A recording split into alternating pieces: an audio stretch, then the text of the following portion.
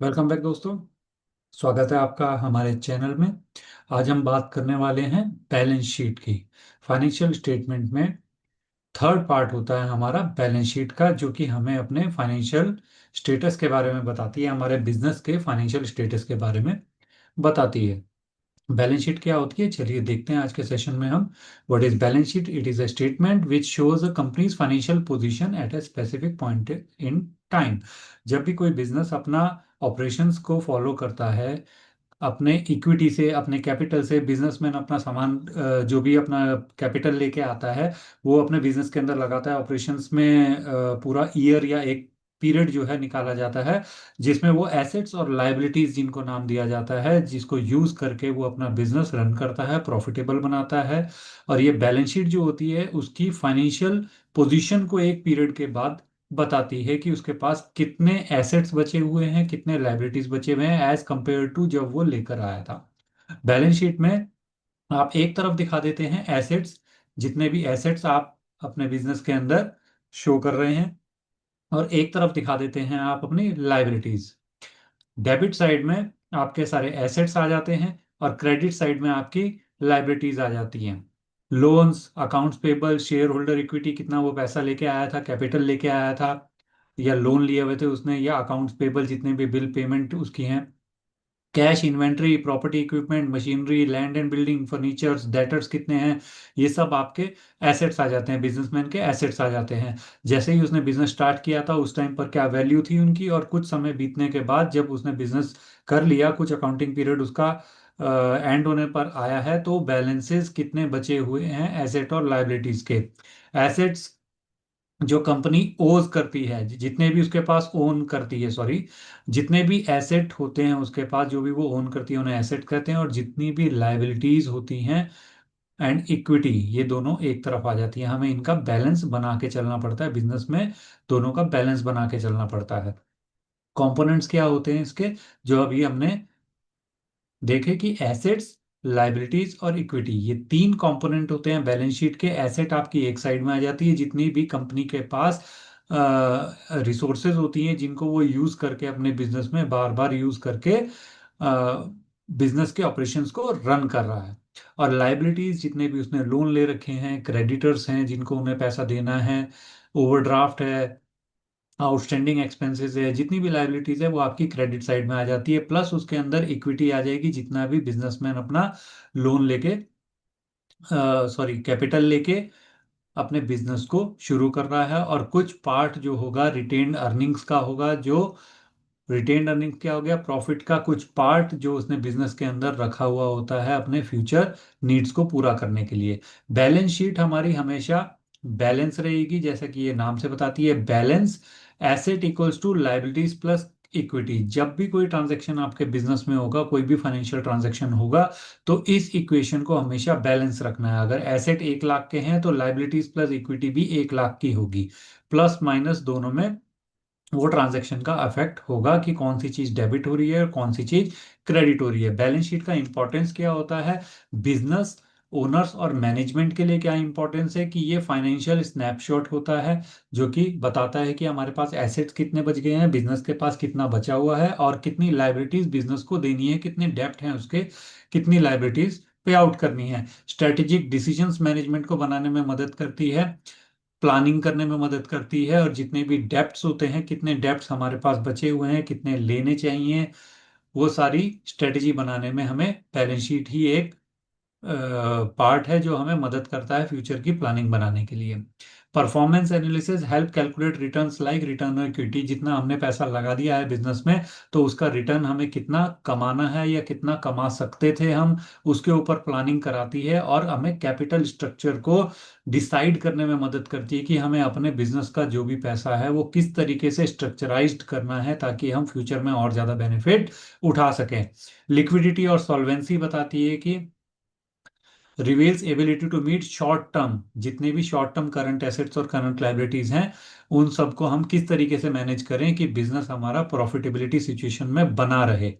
और जितनी भी लॉन्ग टर्म ऑब्लिगेशंस हैं उनको भी हम किसी तरीके से, किस तरीके से मैनेज करके रखेंगे, ये हमें बैलेंस शीट से ही प्लान करना पड़ता है।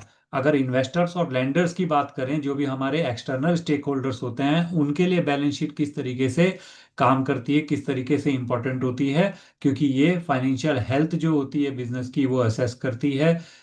Stability, profitability and overall financial position of the business show कर रही है बाहर के हमारे स्टेक होल्डर्स को, ताकि वो आसानी से अपना डिसीजन ले सकें बिजनेस के अंदर इन्वेस्ट करने का। इन्वेस्टमेंट डिसीजन आ जाता है वहां पर। और लोन अप्रूवल, अगर हमें बैंक से लोन लेना है तो हमारी बैलेंस शीट ही की ऐसी चीज है जिसपे बैंक हमें आसानी से लोन अप्रूव कर देगा, हमारी एसेट और लायबिलिटीज की पोजीशन देख करके। ट्रांसपेरेंसी रहती है, जितने भी हमारे लीगल ऑब्लिगेशंस होते हैं उनको पूरा करना होता है। Accountability, proof of financial standing often required for the two पे द, सॉरी नॉट पे, बट हम जहाँ पे भी अकाउंटेबल होते हैं, ट्रांसपेरेंसी रहती है। हमारे ऑडिटर्स जब ऑडिट करते हैं हमारे बिजनेस का, तो उनके पास क्या चीज रहेगी, हमारी बैलेंस शीट रहेगी जिसमें हमारी सारी डिटेल मेंशन रहती है। राइट, देखिए इसी तरीके के वीडियोस पिछले 30 साल से 10 लाख बैंकर्स जो हैं बेनिफिट उठा चुके हैं। वीडियोस और पीडीएफ का जेआईबी, सीआईबी और प्रमोशन एग्जाम्स के वीडियोस हमारे पास रहते हैं, जिसका फायदा आप भी उठा सकते हैं। और ये आपको कहाँ मिलेंगे? NS2 school of banking .com पर। बैलेंस शीट जो कि हमने पढ़ा, फाइनेंशियल पोजीशन बिजनेस की बताती है, फाइनेंशियल स्टेटस बताती है बिजनेस का। तो उससे रिलेटेड अगर हमें एमसीक्यूज देखने को मिले तो किस तरीके के देखने को मिल सकते हैं?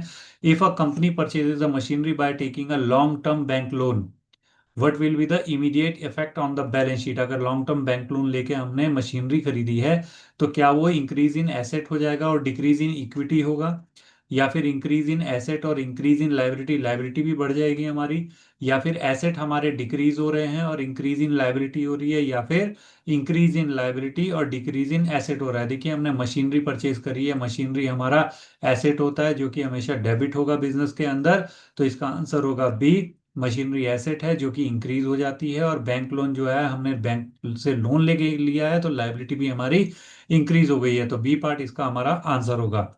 MCQ 2, देखें तो which of the following transaction improve the current ratio but not does not affect the total equity? हमारे करंट रेशियो को अफेक्ट करेगा लेकिन हमारे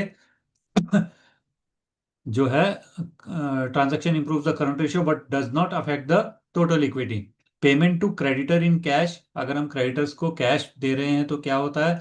क्रेडिटर्स कम हो रहे हैं हमारे, लाइबिलिटी कम हो रही है और कैश भी कम हो रहा है, लाइबिलिटी और एसेट दोनों कम हो रहे हैं।